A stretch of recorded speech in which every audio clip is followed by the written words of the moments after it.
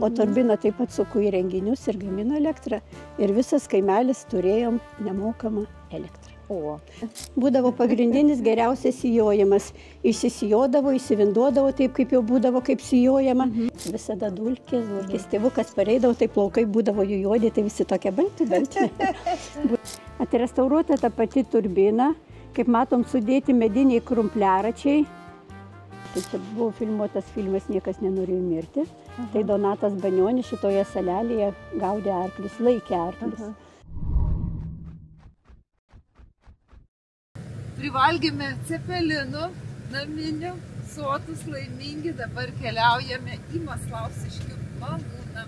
Ir ten mūsų jau laukia, kad galėtų papasakoti apie šį irgi įdomų objektą.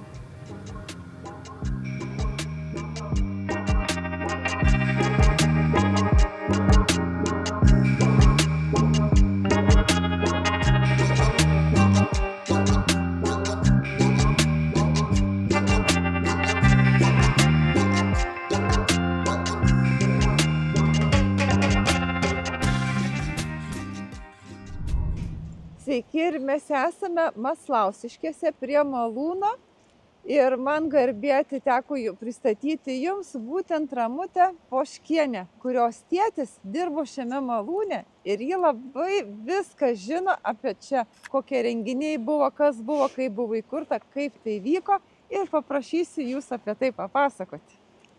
Malonu, kad domitės ir garsinat mūsų kaimą. O šitas malūnas priklausė Aleksandrui Budendorfui, kuris 20 metais nusipirko mažą malūnėlį ir pastatė šitokį didelį.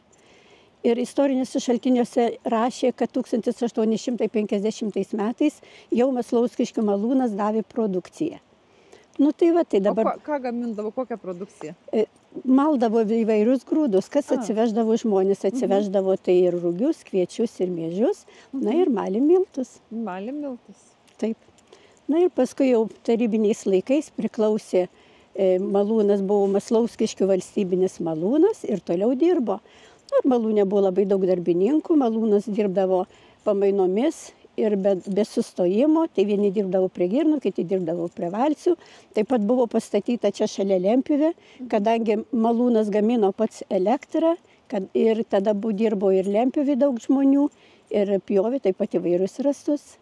Ir malūnas gamino elektrą, kadangi buvo pastatyta užtvanka, restauruota buvo ir pakelta, ir tuo kanalu tekėdavo vanduo, ir vanduo sukdavo turbiną, o turbina taip pat suko įrenginius ir gamino elektrą.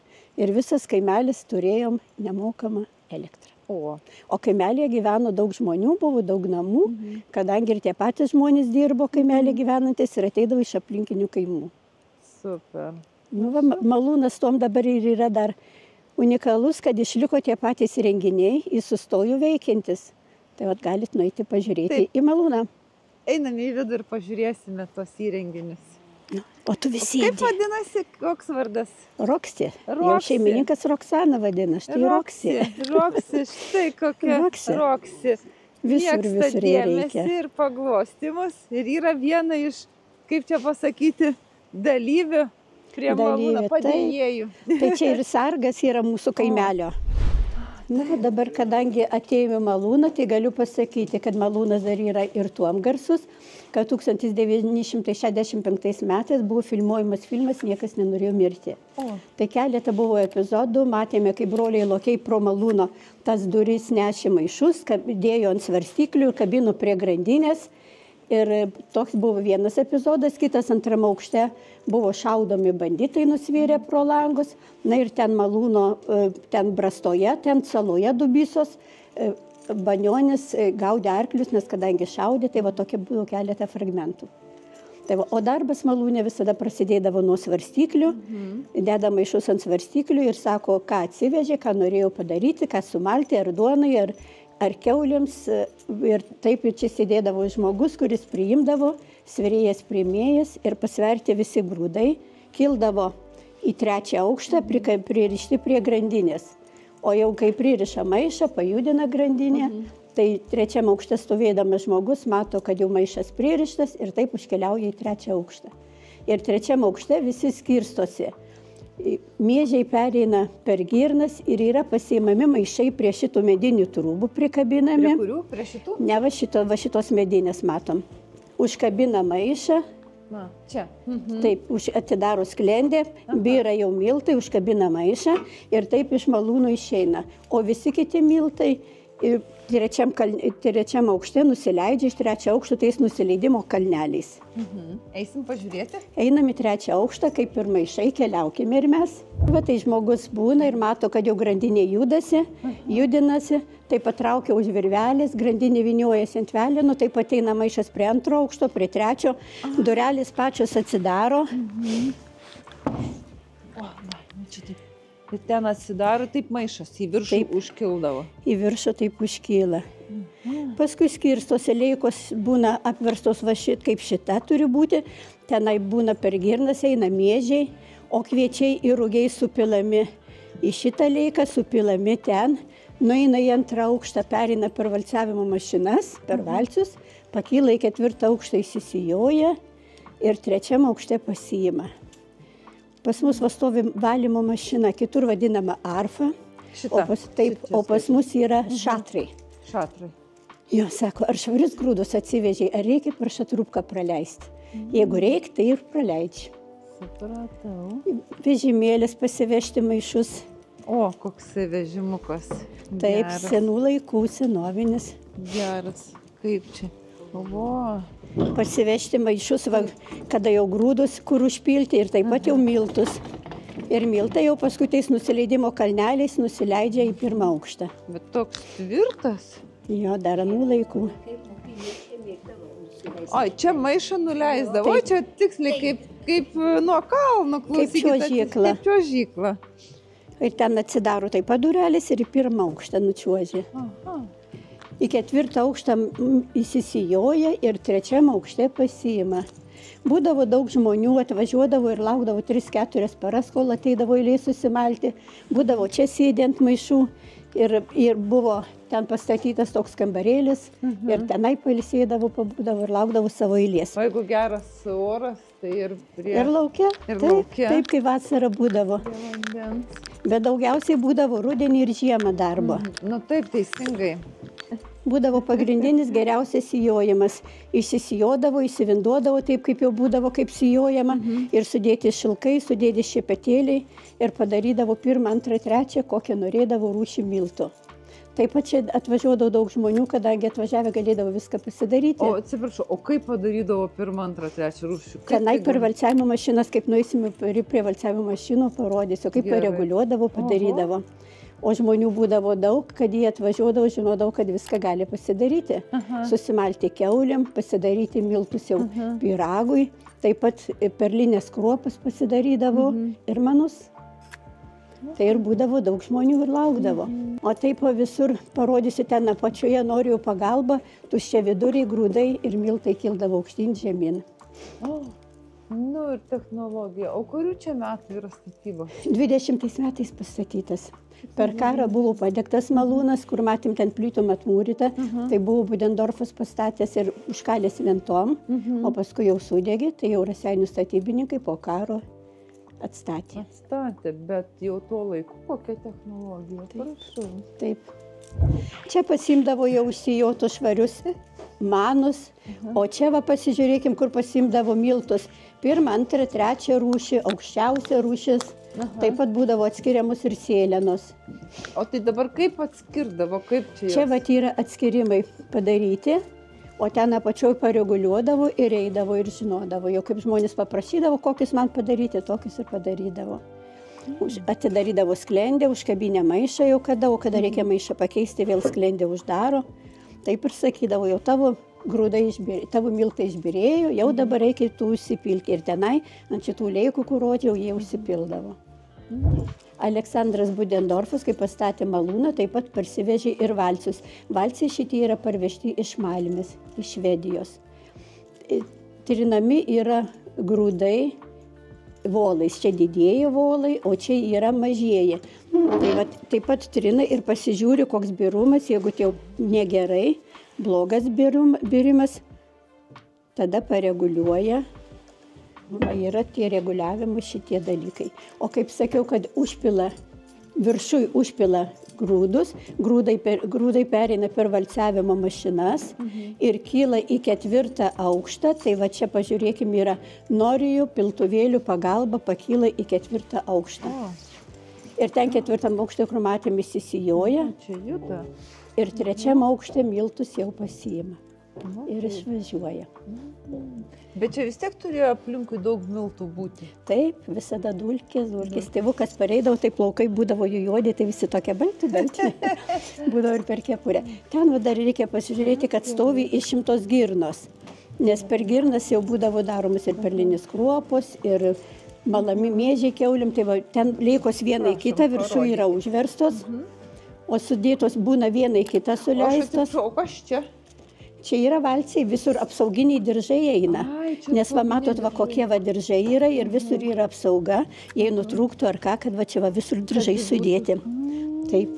Čia valcių apsauginiai diržai. Taip, apsauga. Čia tų valcių yra 1, 2, 3. Buvo 4, bet Ariogalui pastatė Ariogalui malūną ir ten išvežė vienus valcius. Tai buvo 4 valsiai. Tai va leikos viena pakelta, taip viena į kitą sustatytos ir va girnos. Ir tom skiriasi girnos nuo valsių, kad jau grūdai yra trinami girnomis viena į kitą. O įtrinami, kad reikia iškelti griovelius. Tai va čia va matom, dar tokie yra kalami grioveliai. Kaip sakydavo, jau girnus blogai mala, reikia jau kalti. Tai ateina vėl su tokiais kaltais, tėvukas tokius sakinius turėdavo, užsideda ir kala girnas remontuoja. Nu tai va, tai visus va miltus ir čia aukšte pasiima, tais nusileidimo kalneliais išvažiuoja, paskui jau išvažiuojant žmonės vėl pasisveria savo, kiek susimalė, kiek nubirėjo ir taip ir išvažiuoja. Toks veikimo principas. Dar galim pažiūrėti truputėlį istorijos, kai grįžo Erna 91 su dokumentais, atsiėmė malūną.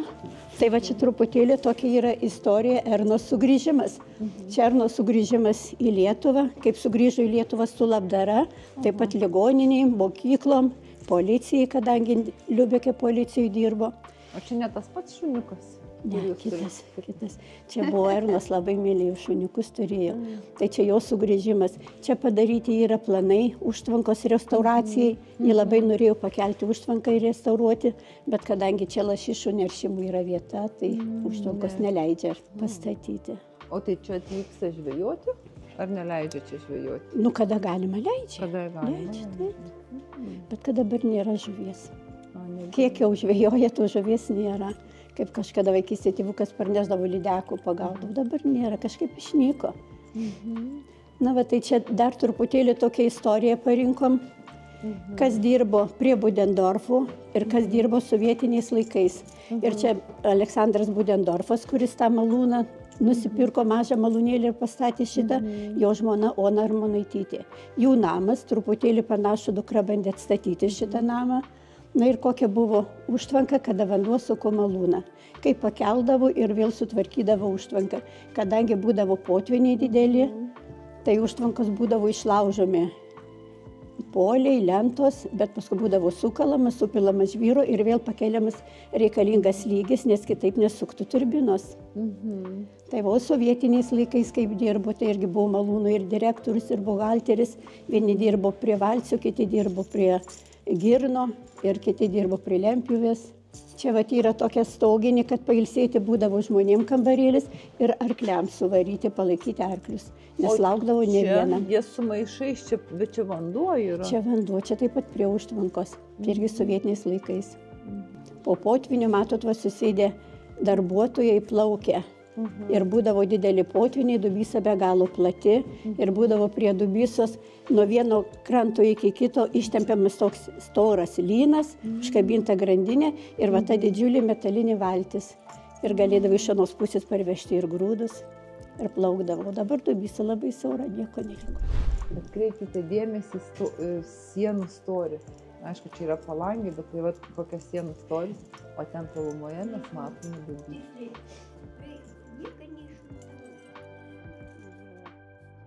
Ir šitas ratas įsuka turbiną. Taip, rankiniu būdu. O jeigu sustabdyti turbiną, taip pat rankiniu būdu irgi. Tai galėsim nueiti dar prie turbinos pažiūrėti. Nes mūsų turbina yra, sako, Lietuvoje tokių galbūt iš vis nėra, kad sukasi horizontaliai. O kai filmavo filmą, tai buvo ne mūsų. Jau ten buvo, ėjo vertikaliai sukosi. Einame pažiūrėti. Pažiūrėsim prie turbinos.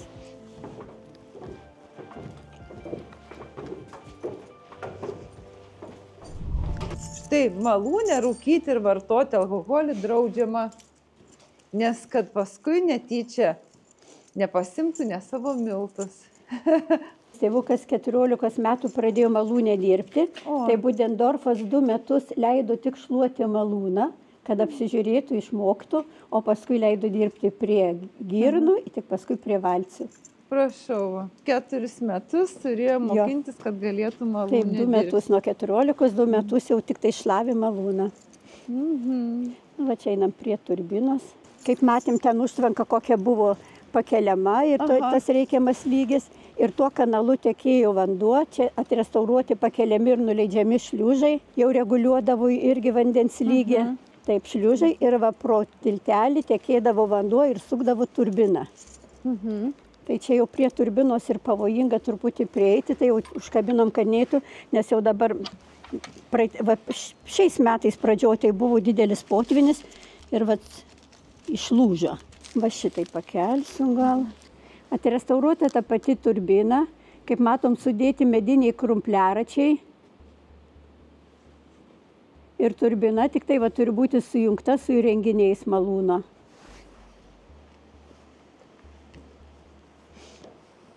Ir visai kitokia negu visose malūnuose, horizontali. Nu, galim dar pasižiūrėti prie užtvankos, nes dabar, kai vanduo pakilęs, tai matos jau taip jau gražiau biski. Tai čia buvo filmuotas filmas Niekas nenorėjo mirti. Tai Donatas Banionis šitoje salelėje gaudė arklius, laikė arklius, kaip šaudė. Tai jau tik tiek. Svarbiausia ir filmavo jau ten ne vieną savaitę, tai jau vis grožėjomės gražiais artistais. Ir Banioniu, ir Roja. Keliaujame toliau. Kaip atrodo restauruotas kanalas.